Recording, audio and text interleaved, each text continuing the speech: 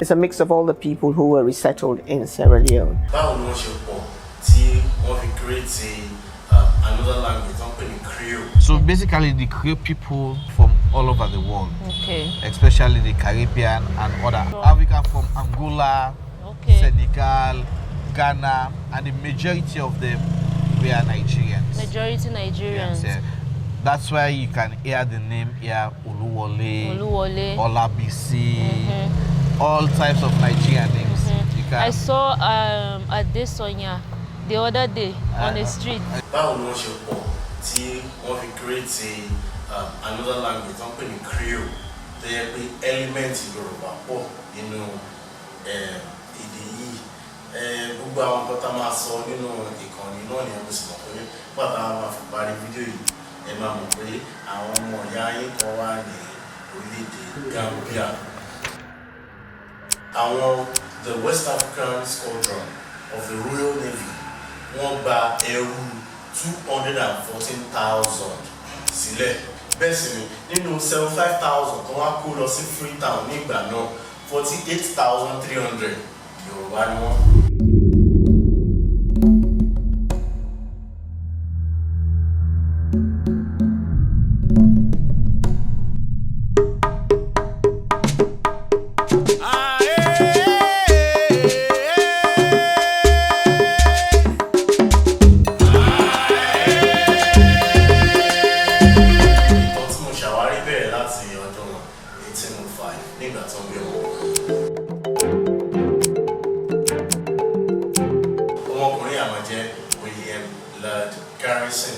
Ní kété díẹ̀ bí ọdún kan ní 1806 tí wọ́n bí ọmọkùnrin tán sí orílẹ̀-èdè Amẹ́ríkà.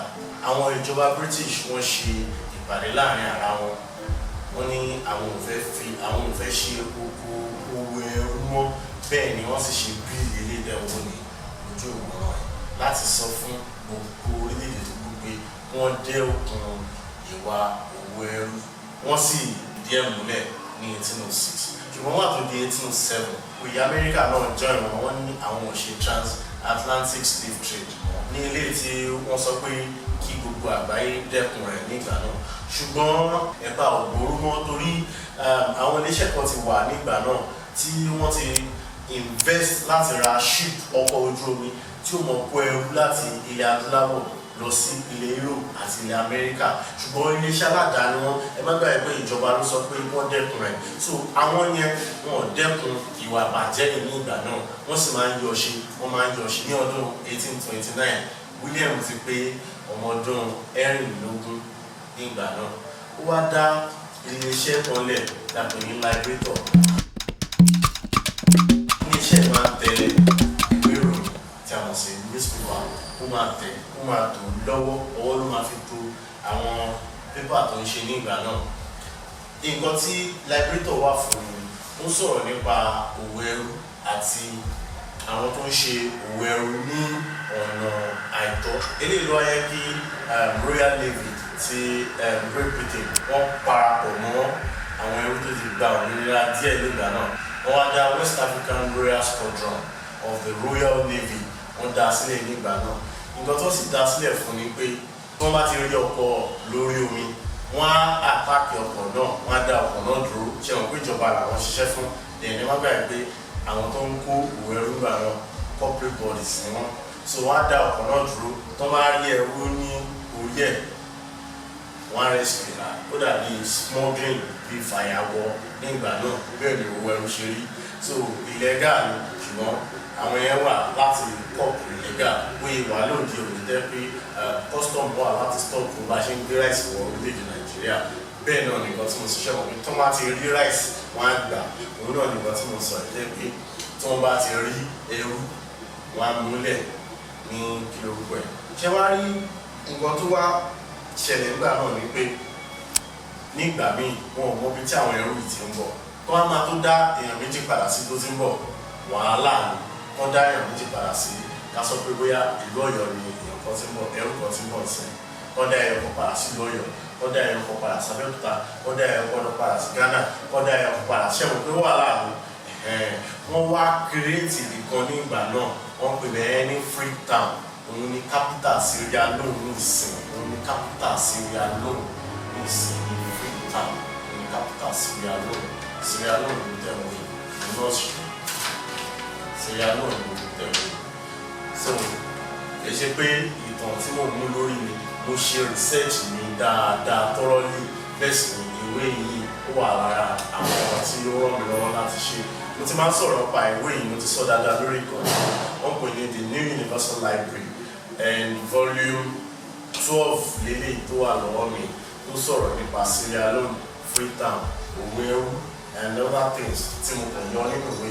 Ibẹ̀ ni wọ́n máa wá kó gbogbo àwọn ẹrú tí wọ́n bá ti gbà sílẹ̀, ibẹ̀ ni wọ́n máa kó wọn lọ ní ìgbà náà. Ní kété díẹ̀ tí Amẹ́ríkà rí pé nǹkan tí British ṣe, àwọn náà dá organisation bíi Royal Navy lẹ̀, and ibi tí wọ́n sì dá organisation tí wọ́n lẹ̀ sí ibẹ̀ la mọ̀ sí Liberia lónìí. Báwo wá ni ẹ̀yà Yorùbá ṣe dé orílẹ̀-èdè Sierra Leone? Mo fẹ́ sọ fún yín pé láàrin 1808 títí dé 1896 àwọn the West African Squadron of the Royal Navy wọ́n gba ẹrú 214,000 sílẹ̀. Wọ́n kó 75,000 of 214,000 slaves wọ́n kó wọn lọ sí Freetown ní ìgbà tí mo sọ fún yín. Bẹ́ẹ̀ sì ni nínú 75,000 tó wá kó lọ sí Freetown ní ìgbà náà 48,300 Yorùbá ni wọ́n. Rumba, rumba, rumba.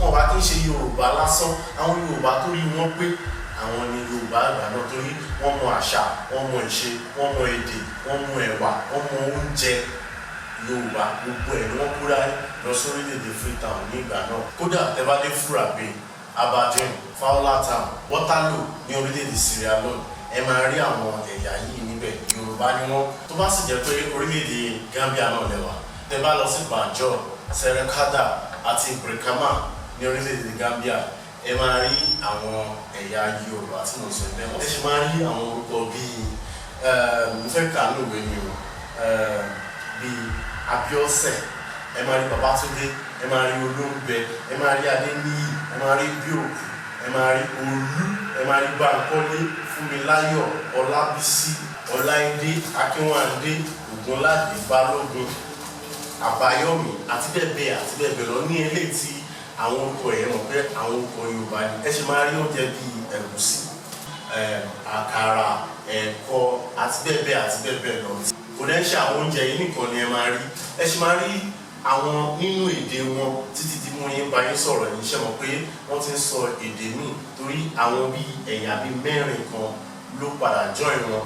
Nínú àwọn tó kó, nínú àwọn 75,000 tí mo sọ fún yín yẹn, Igbo wà nínú wọn, Hausa wà nínú wọn, ṣùgbọ́n 48,300 ní Yorùbá nínú wọn. Bẹ́ẹ̀ sì ni àwọn ẹ̀yà mìíràn tí mo ṣàlàyé fún yín ní ìbẹ̀rẹ̀, àwọn ẹ̀yà mìíràn tó jẹ́ pé ẹrú tí wọ́n ti gba òmìnira òun ni àwọn náà wà nínú àwọn tí mo sọ fún yín. Bẹ́ẹ̀ sì ni tẹ́ bá sì wo, wọ́n wá dá èdè kan lẹ̀ nígbà náà, wọ́n wá pè ní Creole.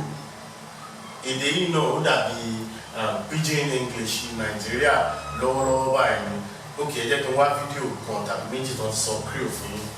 So the basic greeting by Creole, it go like this. Like me, Natania, then I dey greet my friend Mariatu. We go use Mariatu as an example.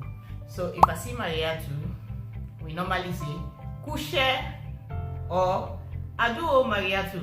Kushe and Adu, all two are the same word. Kushe mean hello or hi.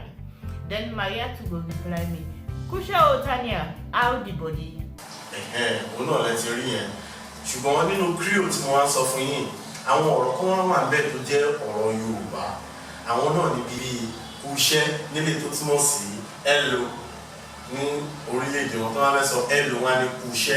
Àwọn ọ̀rọ̀ náà ní bíi káàbọ̀, alàgbà, ọ̀gá, bájo, abúlé, ọmọlàńkẹ́, àgbàlagbà, agídí, àlàáfíà, àṣìpa,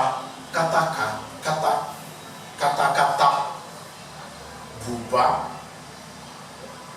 apá kékeré, àáfà, àwájú, dọ̀bálẹ̀, wàhálà, akata, dáadáa, àti bẹ́ẹ̀ lọ.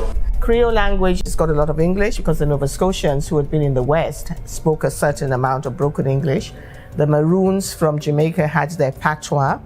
The liberated Africans, as I said, had Yoruba.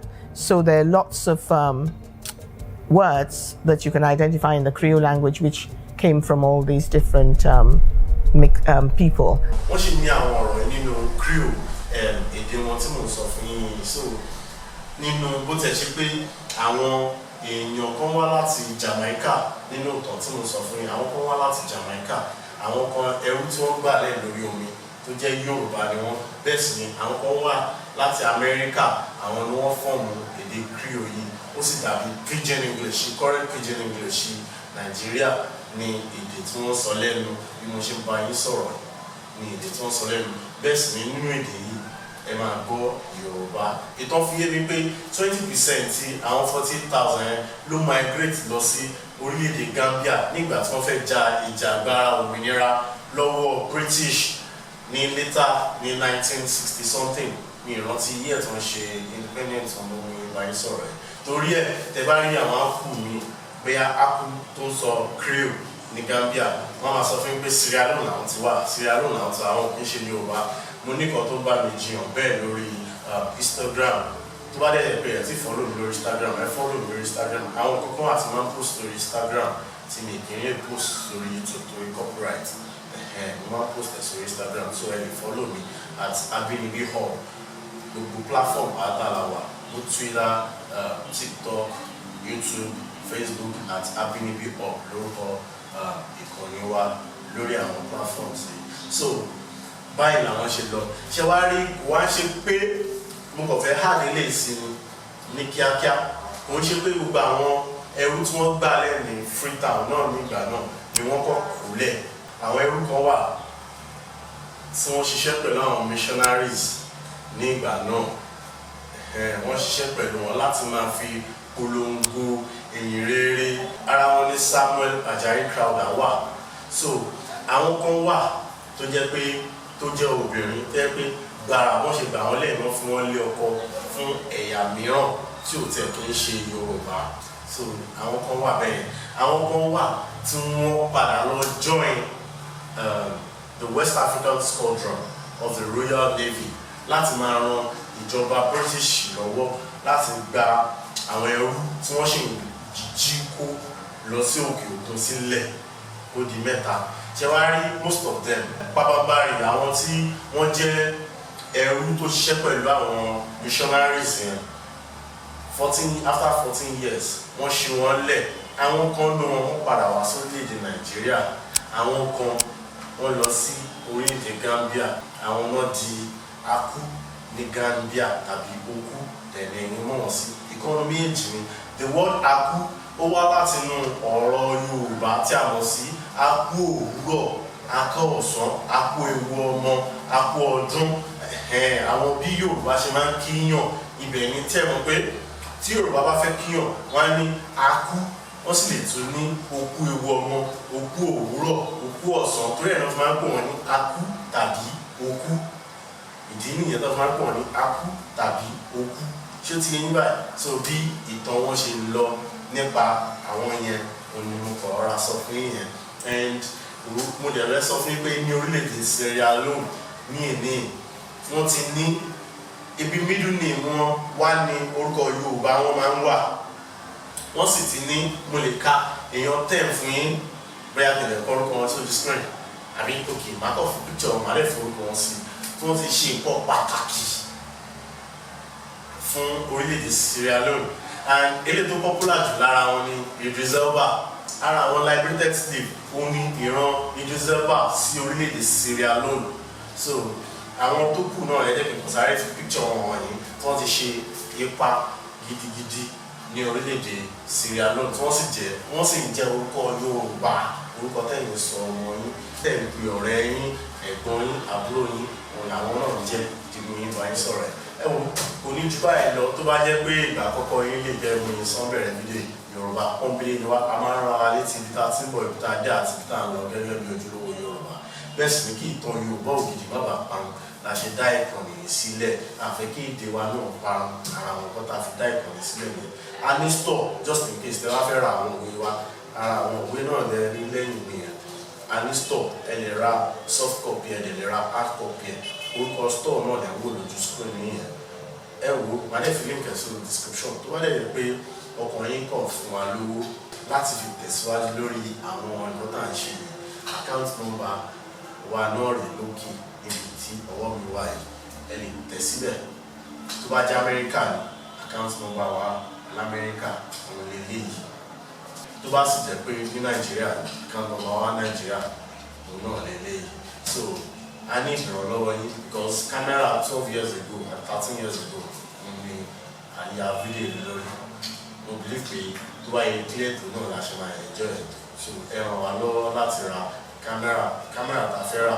is about $1,200 so tọkàn yín bá yọ̀ǹda ẹ̀ fún wa ẹni bá mi sọ̀rọ̀ náà directly orí àwọn tẹ́lẹ̀ bá mi sọ̀rọ̀ ní níbi àgbọ̀ mi yìí so oníjúbà ẹ̀ lọ́rẹ́ mi orúkọ tèmi ní ìjọ Adétọ́nà ìjọ kó tó dìgbà ní ẹ má gbàgbé láti fẹ́ràn ara yín ju ara yín lọ.